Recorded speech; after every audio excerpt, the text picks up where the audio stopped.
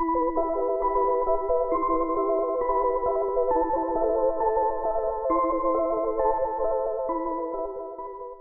everybody, welcome back to my channel. Today's case is a very recent one out of Oregon. 33-year-old Matthew Lang has disappeared and the circumstances are pretty suspicious. From what I understand, on Monday, October the 26th of 2020, Matthew went to work as usual and then went home. He spoke with his girlfriend and he also spoke with a fellow employee that day. His roommate was the last person to see him as far as we know. He left his home around 7 p.m. that evening and we're not quite sure what happened after that. The next day, on October 27th, his 2004 Ford Explorer was found wrecked on Highway 62 near Lost Creek Lake in Jackson County. This area is over 2 hours away from his home. The vehicle hadn't been in just a little fender bender either. The SUV was flipped on its top, and as you can see from the photos, it was in pretty bad shape. When police arrived at the scene, there was no one in the vehicle, and it appeared that the driver's side window had been kicked out so that whoever was driving could escape. Now, I say whoever was driving because we don't know for sure that it was Matthew. His cell phone was inside the SUV, and when the area around the crash site was searched, they found a sweater and a shoe, both identified as belonging to Matthew. They also found his wallet, but when they looked inside it, his driver's license was not in it, nor was any cash. I don't know if he was known to carry around cash. Some people just don't anymore. I never have cash on me. But the fact that they mentioned that there was no money in the wallet makes me think that they thought there should be. They have canvassed the area on foot. They've done aerial searches using drones. The lake has been searched using sonar, and they have yet to find any sign of Matthew. Search and rescue dogs have been brought in, but they did not hit on Matthew's scent anywhere in that area. This is very, very alarming. If he had been driving that car and gotten out and walked away, the dogs would very likely have alerted to his smell, in my opinion. Now, according to caninetrainingcenter.com, a trained search and rescue dog can detect a mere 3 particles of human scent per trillion particles of air. Yet, Matthew's scent was not found at the site of the crash. There was blood found in the vehicle. I'm not sure how much, but authorities are not testing it to confirm that it is Matthew.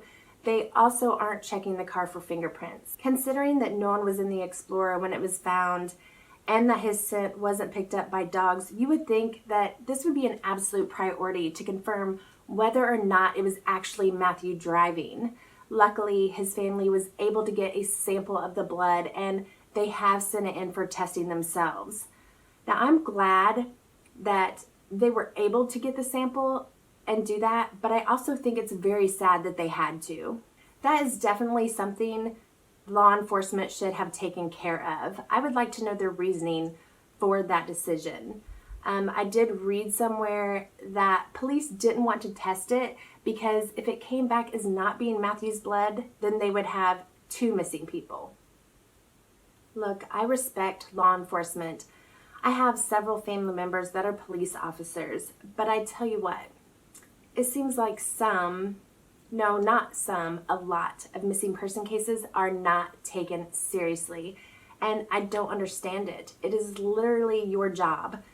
Goodness forbid that you have to search for 2 people instead of 1.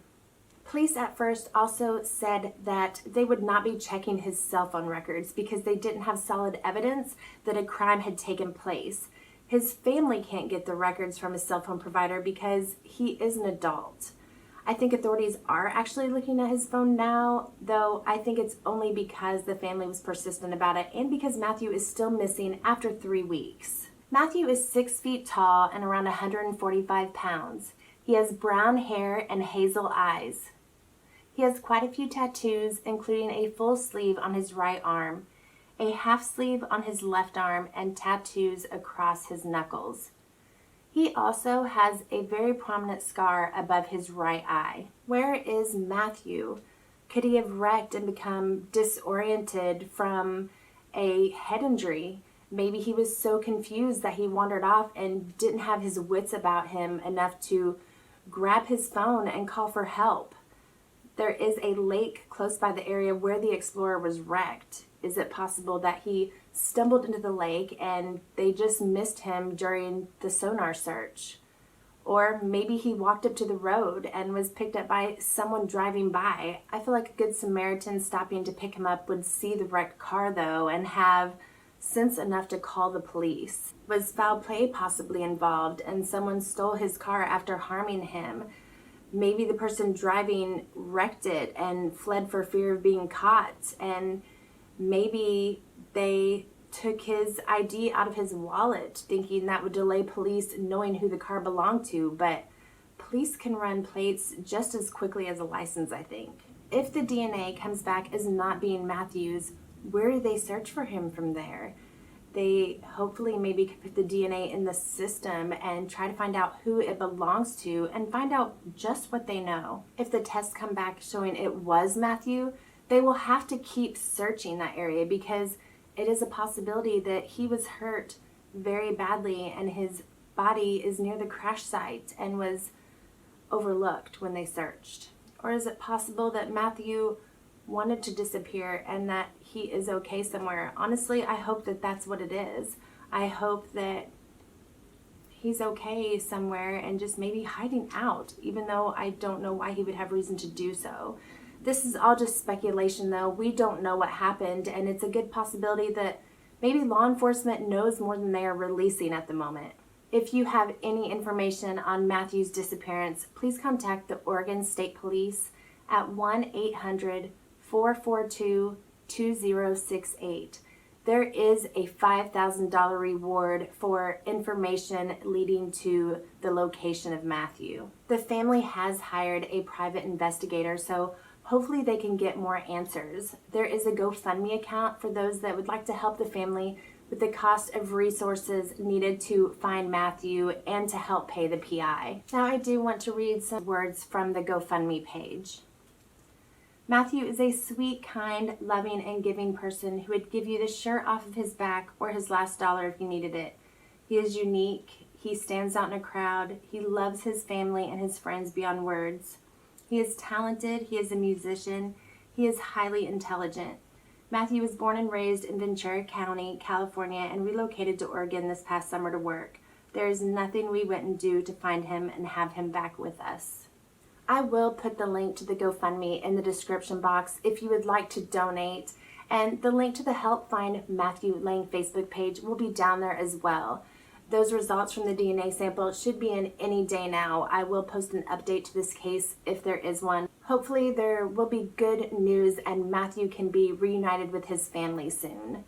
Please keep his family in your prayers. Share Matthew's missing flyer. Share this video if you think it will help. As always, I mean no harm in doing these videos. I am simply trying to spread awareness on the lesser known missing person cases. Thank you all so much for watching this video and helping me to get Matthew's story out there. I upload videos on the lesser known missing person cases every single Wednesday.